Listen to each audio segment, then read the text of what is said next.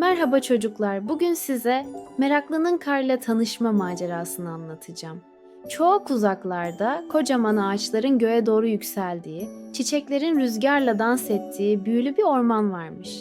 Bu ormanda Meraklı adında bir yavru sincap yaşarmış.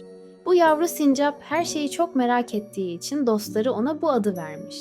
Minik burnu sürekli sağa sola kıpırdarken koca parlak gözleri her detayı incelemeye çalışırmış.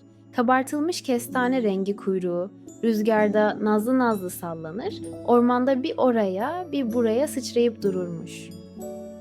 Bir sabah meraklının yuvasına soğuk bir rüzgar dolmuş. Sıcacık kozalak yatağında bir o yana bir bu yana kıvrılırken gözlerini ovuşturmuş. Ama bir şey fark etmiş. Dışarısı hiç alışık olduğu gibi görünmüyormuş.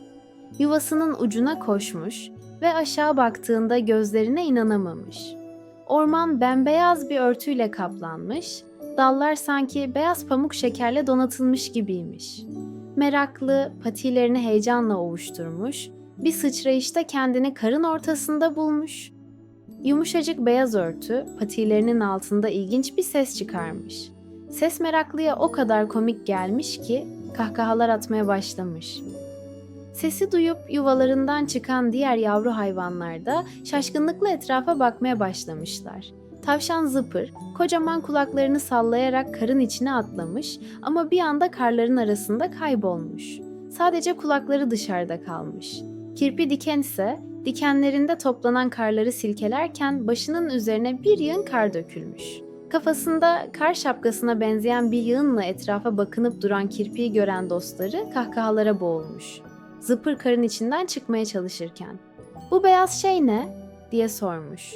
Meraklı patisiyle karı göstererek "Bilmiyorum ama çok soğukmuş, daha önce hiç bu kadar soğuk bir şey görmemiştim." demiş. O sırada minik serçe dallardan birine tünemiş. "Bence bu bulutların yere düşmüş hali olabilir, sanırım soğuk bulutları parçalamış." diye mırıldanmış. Hayvanlar arasında bir kargaşa başlamış. Her biri karın ne olduğunu çözmeye çalışırken bir yandan kendi komik maceralarını yaşıyormuş. İşte tam bu sırada derinlerden gelen bir ses duyulmuş. Gelen ormanın en yaşlı ve en bilge hayvanı olan Bay Tombik'miş. Dev gibi cüssesiyle bembeyaz karların içinde yürürken bıraktığı izler küçük çukurlar oluşturuyormuş. Yavrular hemen onun etrafına toplanmış. Her biri şaşkın gözlerle ona bakıyormuş. Bay Tombik patisiyle karın üzerinden bir avuç alıp havaya savururken Sakin olun bakalım. Herkes etrafıma toplansın. Bu gördüğünüz şeyin adı kar. Ben de sizin yaşınızdayken bu beyaz şeyin ne olduğunu bilmiyordum. Çünkü ormanımıza çok ender kar yağar. Ve ben de o güne kadar hiç kar görmemiştim. demiş. Yavrular heyecanla kulak kesilmiş. Meraklı kuyruğunu hızla sallamış ve ricacı bir sesle "Hangi güne kadar bize anlatır mısınız lütfen?" demiş. Tombik derin bir nefes almış ve buğulu sesiyle anlatmaya başlamış. Ben çocukken orman şimdiye kadar olduğu gibi hep sıcacıktı, güneş hep ormanın üstünde parlardı. Ama bir gün gökyüzü grileşti, güneş kayboldu ve yağmur yağmaya başladı. Daha doğrusu ben başta onun yağmur olduğunu sanmıştım. Ama sonra ağaçların dalları ve yerler beyazlaşmaya başladı. Bu her zamanki yağmurdan çok farklıydı. Ben de sizin gibi çok şaşırmıştım. Ağzıma bir tane düştü. "Aa, bu çok soğukmuş," diye bağırdım. Sonra koşarak yuvaya annemin yanına gittim. Ve annem bana hava yeterince soğursa suyun katılaşarak kara dönüşebileceğini anlattı.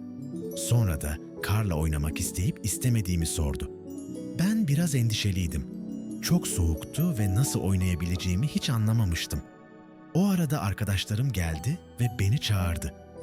Yürürken hepimizin ayakları karları havalandırıyor ve üstümüze geliyordu. Sonra bir anda birbirimize kardan yaptığımız küçük topları atmaya başladık ve karla oynamanın ne kadar eğlenceli olduğunu keşfettik.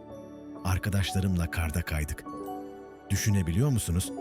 Yokuş aşağı kayan kirpiler dikenleriyle karları adeta topluyordu. Sonra en büyük eğlenceyi bulduk. Büyük bir kardan adam yapmaya başladık. Ama başını biraz büyük yapmıştık ve yuvarlarken herkes altında kalıp devriliyordu. Sonunda onu tamamladık, koca bir şapka taktık ve adını Kar Kafa koyduk. O kadar komikti ki ona her bakan gülüyordu. demiş. Yavrular, Bay Tombik'i dinlerken anlattıklarını kafalarında canlandırmışlar. Zıpır, biz de böyle bir şey yapabiliriz diye haykırmış.